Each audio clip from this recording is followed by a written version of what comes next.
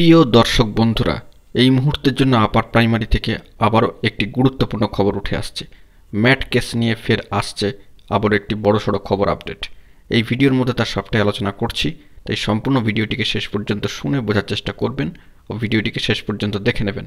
যে সমস্ত বন্ধুরা চ্যানেলটি সাবস্ক্রাইব করেননি, সাবস্ক্রাইব করে নিয়ে সঙ্গে থাকবেন। বন্ধুরা, আমরা সকলেই জানি যে একটি ঐতিহাসিক নিয়োগ প্রক্রিয়া হচ্ছে এই আপার প্রাইমারি শিক্ষক নিয়োগ প্রক্রিয়া, যা বর্তমানে এখনও পর্যন্ত ধারাবাহিকভাবে বহমান রয়েছে এবং বিগত দুটি দিন পর্যায়ক্রমিকভাবে কিন্তু আপার প্রাইমারি শিক্ষক নিয়োগের ক্ষেত্রে অত্যন্ত গুরুত্বপূর্ণ মামলা ম্যাট 638 হিয়ারিং হয়েছে এবং আগামীকালকেও এই গুরুত্বপূর্ণ মামলা কিন্তু হিয়ারিংয়ের জন্য ডেট রাখা হয়েছে, অর্থাৎ নেক্সট হিয়ারিং ডেট। সরাসরি অন স্ক্রিনে দেখতে পাচ্ছেন মহামান্য কলকাতা হাইকোর্টের অ্যাপিলিয়েটেড সাইটে ডিভিশন বেঞ্চে 8 নম্বর কোর্টে এই মামলা কিন্তু দেখতেই পাচ্ছেন সরাসরি একেবারে স্পেশালি ফিক্সড ম্যাটারে রয়েছে আগামীকালকের জন্য, অর্থাৎ 11ই জানুয়ারি 2024। পর্যায়ক্রমিকভাবে ডিভিশন বেঞ্চে এই যে গুরুত্বপূর্ণ মামলাটি শুনানি হচ্ছে, তার একটা যে ভালো দিক উঠে আসবে এবং তার আনুষঙ্গিক বিষয়গুলি থেকে যে গুরুত্বপূর্ণ ফলাফল বেরিয়ে আসবে এই পর্যায়ক্রমিক ও ধারাবাহিক যে হিয়ারিং চলছে তার ফল থেকেই, সেটা কিন্তু আমরা আশা রাখছি। কারণ আপনারা বুঝতেই পাচ্ছেন যে এইভাবে পর্যায়ক্রমিকভাবে ধারাবাহিকভাবে যে হিয়ারিং চলছে তা ইতিপূর্বে কিন্তু দেখতে পাওয়া যায়নি।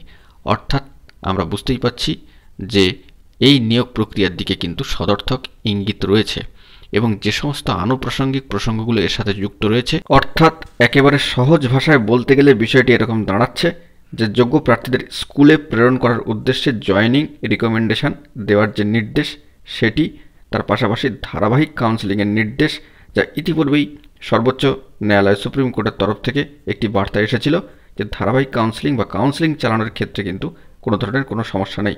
পাশাপাশি আরেকটি ন্যায্য দাবি যা গেজেটের উল্লেখিত রয়েছে, রুল 83B-কে মান্যতা দিয়ে যে সিট আপডেটের বিষয়টি, অর্থাৎ যে সমস্ত দাবিগুলি একেবারেই ন্যায্য বৈধ দাবি, সেই সমস্ত বিষয়গুলি থেকে যদি ভালো ফলাফল উঠে আসে এই ধারাবাহিক হিয়ারিংয়ের ফলেই, তবে কিন্তু সকলেরই ভাগ্য খুলবে যোগ্য বঞ্চিত প্রার্থীদের, যারা দীর্ঘ 10টি বছর ধরে অপেক্ষা করে রয়েছেন।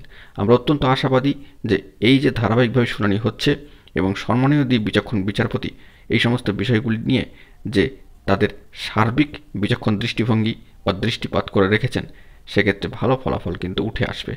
অবশ্যই আমাদেরকে সেইগুলি জানার জন্য এই যে কোর্ট অবজারভেশনের বিষয়টি এগিয়ে চলেছে, সেই দিকে কিন্তু লক্ষ্য রাখতেই হবে। আগামীকালকের জন্য অত্যন্ত গুরুত্বপূর্ণভাবে স্পেশালি ফিক্সড ম্যাটারে এই মামলাটি রয়েছে এবং উঠতে চলেছে সম্ভবত দুপুর 12টা নাগাদ। এবং সেক্ষেত্রে কমিশনের তরফ থেকে এবং মঞ্চের তরফ থেকে সম্মানীয় আইনজীবীরা কী কী বার্তা দেন, কী কী বিষয় তুলে ধরেন, সেই দিকে কিন্তু সকলকে লক্ষ্য রাখতে হবে।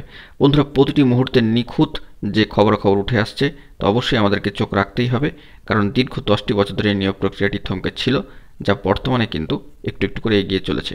আমরা আশাবাদী যোগ্য বঞ্চিত প্রার্থীরা সকলেই কিন্তু তাদের পক্ষেই ন্যায় পাবেন। বন্ধুরা, এই বিষয়ে গুরুত্বপূর্ণ আপডেট পেলে আপনাদের মাঝখানে তুলে ধরার চেষ্টা করব। এখন এই পর্যন্তই। সকলে ভালো থাকবেন এবং চ্যানেলটিকে এখনই সাবস্ক্রাইব করে নিয়ে সঙ্গে থাকবেন। ধন্যবাদ।